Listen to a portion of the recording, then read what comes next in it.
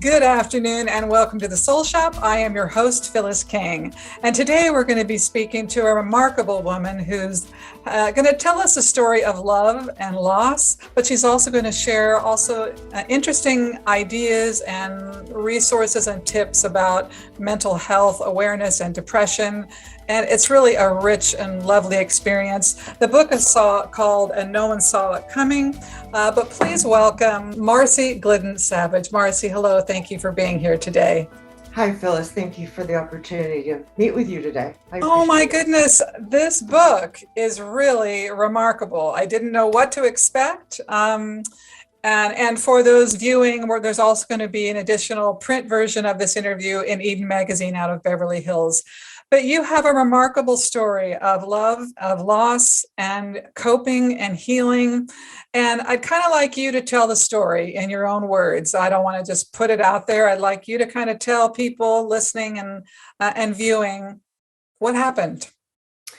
Well, I was married to love of my life, Paul, for almost 35 years. We were together for 40, met when I was 17, he was 19, went to UCLA together, got married, had 3 amazing children, started a business together. And I came home one day, August the 13th of 2014, and like any other day, walked in and thought I was going to sit down and have a conversation with him. And I found him dead on our patio in the backyard. And the most traumatic event I've ever gone through. I mean, I know there's a lot more to talk about, but I can only imagine. I can't even imagine, frankly. Most of us cannot. I guess life just stopped. You went numb at that moment, I would assume. You know, I've seen in movies and on TV that people that are so terrified they can't scream, they can't. Right. And that is absolutely the truth. It's amazing how your mind kind of stops. Yeah. To try to take in what you're seeing. Yeah. And I was aware that certainly my husband was a type A personality. We ran our own business, the stress of business and those types of things. But, you know, no one ever imagines that someone that you love and have loved for 40 years would lose a battle to mental illness. Yeah. In such a dramatic way, and to die by suicide. You don't, there's no way to anticipate or expect, especially when they're, on all appearances, they seem to be fine. Well, with the exception, there apparently was an incident before this earlier where he Yes. thought, you weren't sure if he took the pills on purpose, and he was put in a 5150 apparently. Right. So, but did he have any awareness at that point that he was really struggling with depression? Did you guys really have a conversation at that time? If he did, he wouldn't admit it to himself. Oh. He explained for the next 7 years that felt to him like an out-of-body experience. Mm-hmm. That he was not trying to kill himself. We had years of discussions about that because I kind of fell into a pattern of every day, how are you? How you doing today? You feeling okay? And to the point where it aggravated him quite a bit. Yeah, he's on the spot. Aren't you going to let that go? Aren't you going to trust me? Right. You know, and, but, you know, I slept kind of with one eye open, always kind of trying to take his temperature on how he was feeling. But he never, not one time, admitted to anyone, much less I think himself, that really was an attempt. Right. Now, in retrospect, I mean, hasn't been that long hasn't been that 2014, 2017? When 2014. Okay, then we'll talk about 2017 later. But right. It's when you reflect back now, what would you tell people in that circumstance. And I Well, know there's a lot of that in the book, of course, but I mean, right. yeah. Well, I would certainly say um, men, he was 58 years old, and men in particular have a hard time discussing any mental health issues whatsoever for a variety of reasons, the stigmas and everything else that comes along with that. He was taking prescription medication prescribed by doctors, sleeping pills for helping put a CPAP machine on, anxiety medication for the stress at work. And what I would say to people is to be very mindful of those so many take. Yeah, we've normalized it and just Yes, doctor gave it, so let's consume it, right? absolutely. And my husband was one that it felt like he could, control those medicines at will, on his own. And in hindsight, that was very dangerous.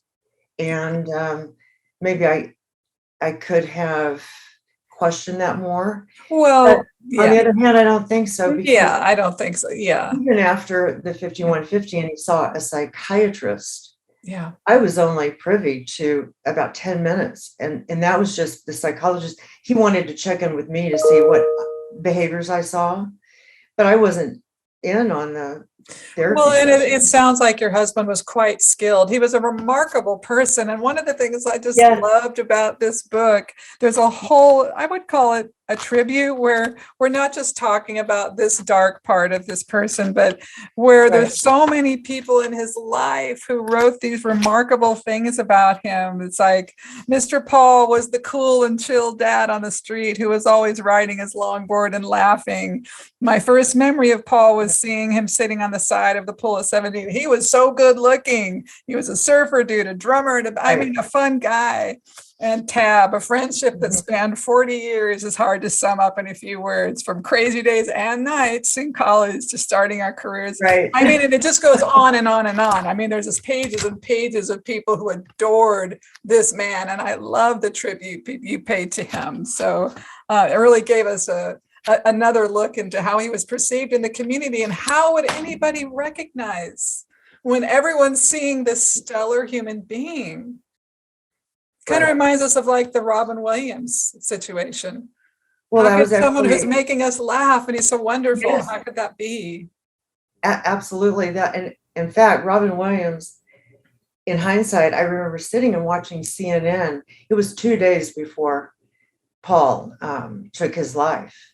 And I remember thinking and saying to him, Robin Williams, what could possibly have gone wrong? He had everything, fame and fortune, and he made people laugh. And but that was my uneducated opinion at the time. I mean, I certainly learned a lot 48 hours later. Yes, you have, and we're going to dive into that too. But so take us back to that moment when you are like paralyzed. How did you progress from there, and then eventually move your life forward to fall in love again?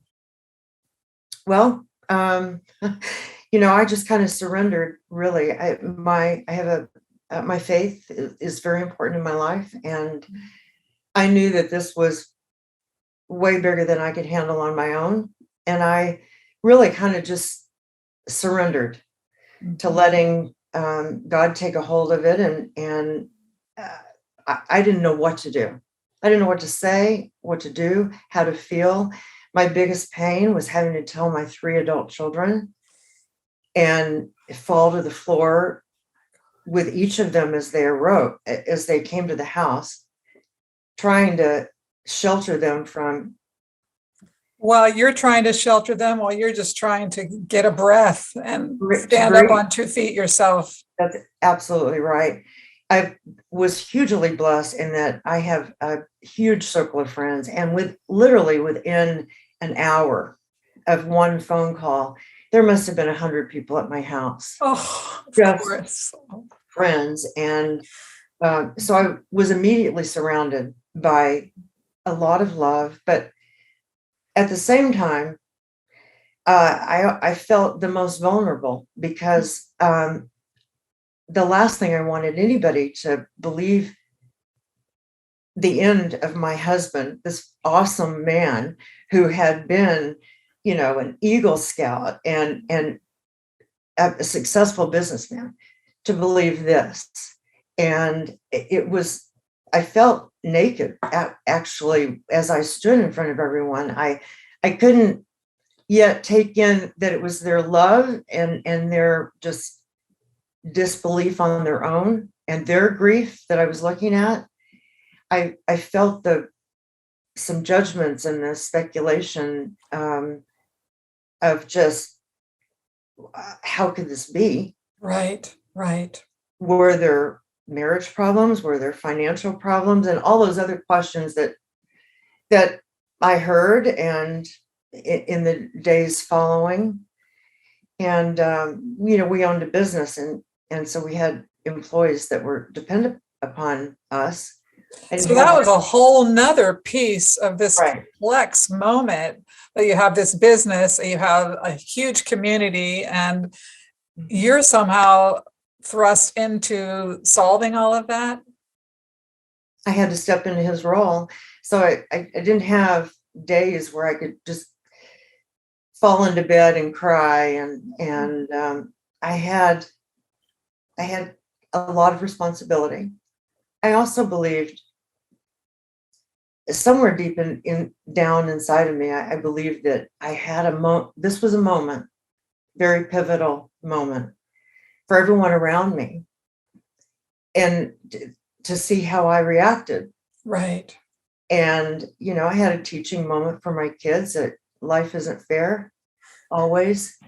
And there are going to be bad things, and you can meet the challenge and you can get past it.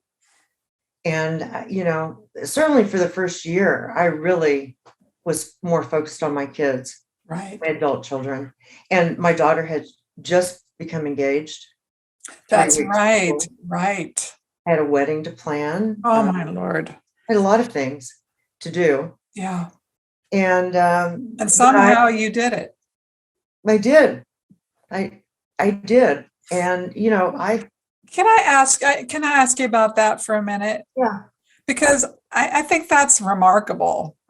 I mean, there's nothing short of, this is a husband, or you've known him for 40 years, and he was with another friend. I mean, you knew him before you were a couple. You guys had some connection. Yes, he's been in your life literally forever.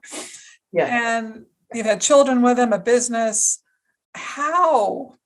I mean, you have faith, but how in God's name did you get it together to manage all this? I mean, it's only been a few years at this point, but how? I'm just curious, because there's some kind of strength, there's some kind of collaboration with divine consciousness, I guess. I don't know how. I'm wondering. Well, the first thing I did, Phyllis, before the coroner removed him from our home, was, I leaned down. I forgave him. I loved him. I loved him for 40 years. Yeah. And, the day I married him, I said that I would love him through all things, good and bad, sickness and health. I don't think, when we're really saying those vows, we really think in terms of that, right, what that could look like. Right. But my immediate reaction was to forgive him. He did the best he knew how to do. I see. I know that. And so, forgiving him was a burden I didn't have to carry. And that was huge in my healing. Okay. And, I just picked up and you learned as you went. Yeah. So who gave your daughter away at the wedding? 8 men. So instead of having one, I had 8 men give her away. I had my sons, my husband's best friend, my dad, my brothers, a cousin, and 8 men walked her down the aisle. That's wonderful. That's what I did. Well, and in the book, of course, there's a lot more detail about what happened in day to day and things like that, which people, I hope they'll find the book. What's the best place to find the book, by the way? Well, actually, the best place to get it immediately, I mean, you can download it on the Kindle at Amazon. That's instant. And you have a website too, marcisavage.com. Yes. Okay. All right. So fast forward, you survived. You got through it. Your daughter got married. And then at one point, somehow, you're alive enough again to say, okay, I'm going to open my mind and my heart to love again. Right. Well, I gave myself, number one, Phyllis, I gave myself permission to heal. I think a lot of times it's easy, especially for widows and widowers, to get kind of left in this liminality place of afraid to kind of move forward because you're afraid that that's really shutting the door on the past or what people may perceive your moving forward is. But I gave myself permission to heal because I was still alive. I wanted to live. I was 57 years old. I wasn't ready to not love again or be active in participating in life. Right. My kids couldn't lose another parent. Right. And for me to just sit down and survive, would have not been healthy for any of us. Well, but you've been with the same man for 40 years and a lot changed scary in dating since that. So who got you up to speed on online dating? I was terrified because, again, I was 17 the last time I dated. And just watching my kids and Facebook and everything else, and I made a silly mistake. I hired a matchmaker at the beginning. Oh, okay. That's right. That was the wrong thing to do. Mm-hmm. Spent way too much money on that. And then I just kind of, without telling anybody, I thought I'm just going to try the online dating just to see. Oh. But I didn't tell anybody. And I found someone. And it's remarkable how much you can actually do your own background information. Yes. With what's available now. And I found him on LinkedIn, and I made sure that he was really who he said he was. And, and I left my heart open. What I've learned, Phyllis, also is that when you grieve and you've had such trauma, and it pushes your heart to and expands it in ways that you think it's going to break. It leaves that much more room for joy and love, peace to enter again. It's bigger. That's a beautiful. And it's like having more than one child. Right. You love equally. Mm-hmm. Your heart just expands. And so you and your next love, Mr. Savage, you got together pretty quickly. We did. And it was kind of a fairy tale romance, really. I mean, he whisked me off to Europe and, proposed in Italy and all those things. Wow. It was a very difficult journey because not everyone around me was certainly on the same page. I tended to turn the page a little quicker than maybe my kids and my family. And Mike Savage was very different than Paul in a lot of ways. And that was difficult for my family and my kids. And I do remember that Mike never said anything bad about Paul. The only thing he ever said was he must have been in a lot of pain.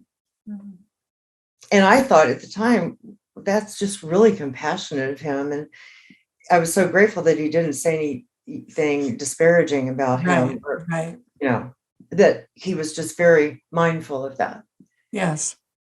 In hindsight, now I know that he said that because he understood. He understood. So you two get married, and I guess everyone eventually is coming around, whether it's begrudgingly or they support you. They love And me and this they would hope I'm also, happy. Right. yes. And so then he had his own story to tell, which, Yes. And we were married 8 months, and he drove to Palm Desert, checked into a hotel, and overdosed. And had he not left me a note, the coroner would not have been able to check the suicide box on the death certificate. It would have been undetermined. But because there was a note, it was pretty clear. so to me, I mean, how, again, I mean, there's no real good answer to this. It's just so unbelievable. But you must have just are you incredulous? You just couldn't believe that had happened again. And Right. yeah. And I then, yeah. I thought for a brief moment that I would just not tell this story, that I would say he left me or he ran away, because I knew that there was a lot of anger was fixing to fill my space, and I tried, I thought about trying to avoid that, but I couldn't, and I thought, I've done this once, and I just don't know if I want to do it again. Mhm. It's hard work. Yeah. Just grief, loss, just in general, is hard work. Yeah. You add deaths by suicide on top of it, and it's this extra layer that you just is exhausting. Well, anyone that I have known who has had a suicide of a family member or whatnot in their life, they tend to blame themselves, or what did I miss? What didn't I get? Did you go through that, or did you have enough understanding about the subject matter that you didn't go down that road? I didn't ever go down that road. I knew in 40 years together with Paul that I loved him with everything I had. Yeah. Through everything. Yeah. And I believed that, with Michael as well, that although we had only been together a little over 3 years, that I had done the best I knew how to do in loving someone. Yeah. And I had asked him, he had chronic headaches, and we had discussions about, well, have you ever thought about, ending it? Or have you ever, oh, no. I've been depressed. There's been times I haven't gotten out of bed. But so we did have those discussions. I did ask him those questions just to protect myself. Yeah. But again, what were the chances of, I mean, I couldn't believe the chances that would happen again, because he knew. Yeah. I mean, I couldn't watch, something would come on TV. We'd be watching a movie or a TV show, and something about suicide would come up, and I'd get up and walk out. Oh, the room. yes, of course. Just, of course. So he knew the pain, and he was a very compassionate man, and I just never thought for a million years that. But that statement coming back to you, Paul must have been in a lot of pain. He got it. He got it himself, because he understood the depths of his own. He wasn't 100% truthful with me after which I did not. This is a component I did not include in the book, but it was about 3 months after his passing that I was ready to have a memorial service, and his family was coming into town, and I was gathering his things up. We had a prenup, and so, I was going to allow the children to take what they wanted, and I was going through some photos in his nightstand and came across a piece of paper from a hospital in Chicago, and it was a release from an emergency room. I see. And the diagnosis was depression and suicidal ideation. I sat, literally, I kind of fell down to the floor next to my bed and just started crying. Yeah. I thought, why couldn't he tell me that? Right. That's a question that's hard to answer. Really, how could you possibly know? Well, it's unbelievable. And here you are sharing your story and helping us understand our own grief and talking about mental illness. And we don't have to talk too much more about your men unless there's something you'd like to share. I'd really like to hear a lot about what you've learned and what you want to share with us about mental illness and grief and suicide, and so that we can empower ourselves and others. Well, thank you for pointing out in the book that I opened the book for a reason with all those tributes to Paul. Mm-hmm. Because what I've heard from my children in particular is that they didn't even want to go into counseling and get some help after their father died, because they wanted the counselor to know the man he was and not his action on one day. That was hugely important. Yeah. So I wanted people to see that, these are wonderful, great, loving, caring, smart people who battle an illness we can't see. Yes. And sometimes they've grown accustomed to. You live with depression or anxiety for so long, it's part of your fabric, and they learn to manipulate it and certainly spend a lot more energy on what they project on the outside, right, than doing what's on the inside. And so I've learned that mental illness is as dangerous and as deadly as some of the worst cancers, or the heart attack that is a widowmaker, where everything closes and there's no time, to save anybody. It's as deadly as that. Did your children ever get any support with their process, or? They did, absolutely. They eventually did, but my daughter, it was 5 years later. It was actually after I lost Michael Savage that the dam finally broke. She couldn't hold it together anymore. Yeah. And she did get some excellent counseling and help. Good. So they all have. I did get permission from them. I said, I gave them my manuscript to read and said, I think I want to help others, but if it's too painful for you, I won't. Mm-hmm. Here's what I'm going to say. I'm not going to tell your story. Mm-hmm. Your grief is very different than mine. Mm-hmm. And I wanted them to see that I didn't throw anybody under the bus. Now that's also very interesting what you just said too, that your grief is different than your kids' grief, that it's not a one size fits all. We all have our own unique relationship to it. Right. And I know you talk about this some in the book, but what does it look like in general? Well, here's